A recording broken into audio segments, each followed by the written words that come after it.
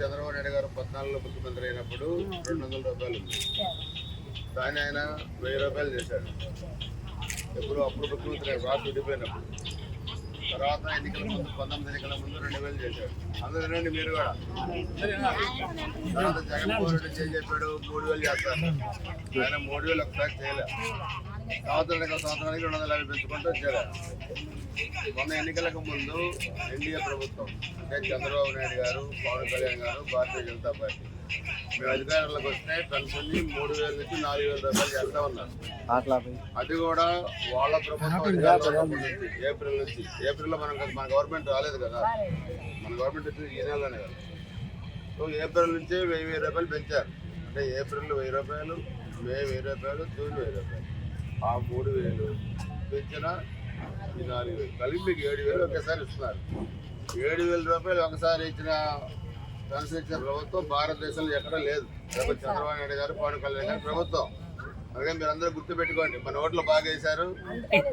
మరలా మేము ఇంకా వార్డులోకి వస్తాం, మీ ఇళ్ళకి వస్తాం, సమస్యలు తెలుసుకుంటాం, అభివృద్ధి చేస్తాం. అందుకనే చెబుతున్నాం.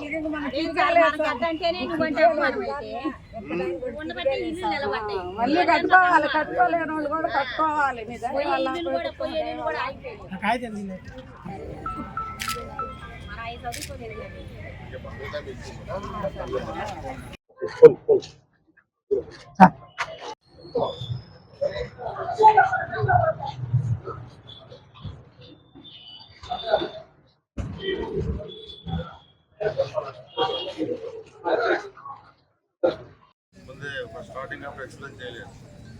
పెన్షన్ ఇచ్చిన ప్రతి ఇంటికి వెళ్ళి గతంలో 14 నుంచి పెన్షన్ ఎలా పెరుగుకుంటూ వచ్చినా మీకు చెప్తాం. ఇప్పుడు గతంలో ఎంత వచ్చింది, 7000 ఎందుకు ఇస్తున్నారు, పెంచిన 4000 ఏప్రిల్ నుంచి చెప్పాలి. ఇచ్చుకున్న ఇప్పుడు దిగిపోయామని ఇచ్చేది కాదు, ఇచ్చిన ప్రతి ఇంటికి మీరు పోవాలి. మీకు చెప్పండి.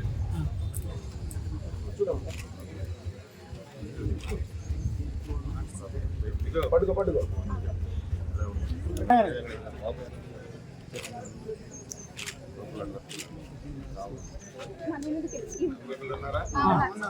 బాగుంది ఫోటో.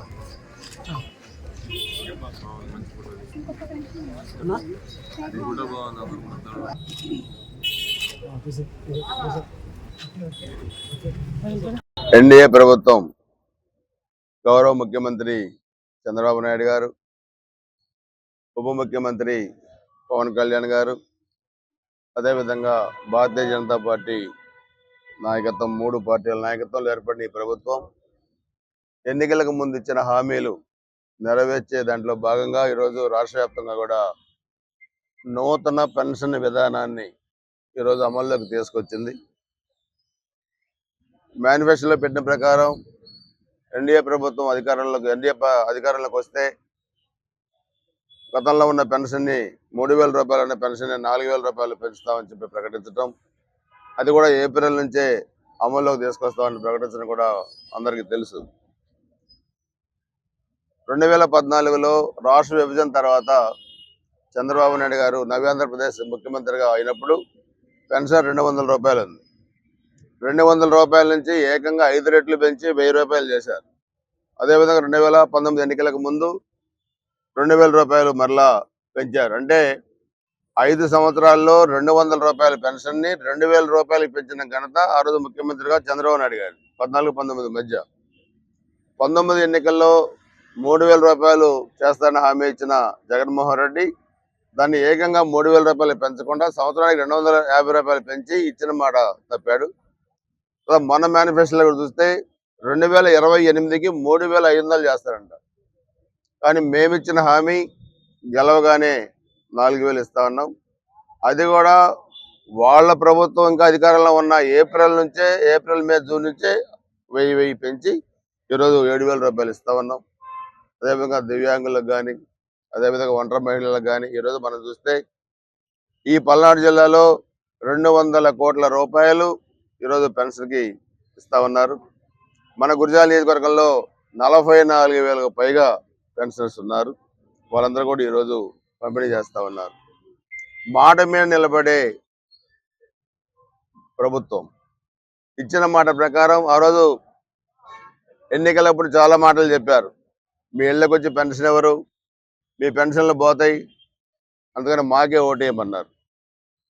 అలివిగానే హామీలు ఇచ్చి తప్పితే మాకు 151 సీట్లు వచ్చిన అహంకారంతో పోతే ప్రజల మీద దాడులు చేసి ప్రజల మీద జైలులో వేసి ఆస్తులు ధ్వంసం చేస్తే ఫలితాలు ఎలా ఉంటాయో ప్రజలు మన ఎన్నికలు చూపించారు. మేము కూడా 164 సీట్లు వచ్చినాయని చెప్పి మేము పొంగిపోట్ల మా భుజస్కంధాలపై ప్రజలు ఒక భారాన్ని ఉంచారు. దాన్ని తప్పకుండా మాపై ఉంచిన నమ్మకాన్ని నిలబెట్టుకునే దాంట్లో మేము అందరం కూడా కలిసిమెలిసి పనిచేస్తాం. 3 పార్టీలు సమైక్యంగా పనిచేస్తాం. ఈరోజు గురజాల నియోజకవర్గాన్ని కూడా అన్ని విధాలుగా అభివృద్ధి చేయాల్సిన అవసరం ఉంది. పోయిన 5 సంవత్సరాల అరాచకాన్ని అడ్డుకట్ట వేసి దాని అభివృద్ధి పదంలో కూడా తీసుకెళ్తాం. తప్పకుండా ప్రణాళిక రూపొందించుకొని ముందుకు సాగుతాం. ప్రజల్లో మమేకం అవుతాం. ప్రజల నుంచి వినతులు స్వీకరిస్తాం. ప్రజా దర్బార్లు పెడతాం, రచ్చబండలు పెడతాం. అవన్నీ కూడా భవిష్యత్తు కార్యాచరణ ప్రణాళిక రూపొందించుకుంటాం.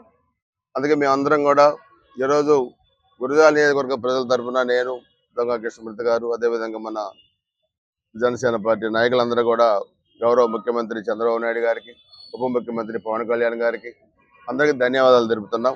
అందరూ కూడా గుర్తుపెట్టుకోండి, ఇంత క్రైసిస్లో ఇప్పుడు కూడా రాష్ట్రంలో ఎన్ని లక్షల కోట్ల రూపాయలు అప్పులు తెచ్చారో తేళ్ళ, ఎన్ని కార్పొరేషన్లు పెట్టి ఏ కార్పొరేషన్లో అప్పులు తెచ్చారో తేలలేదు.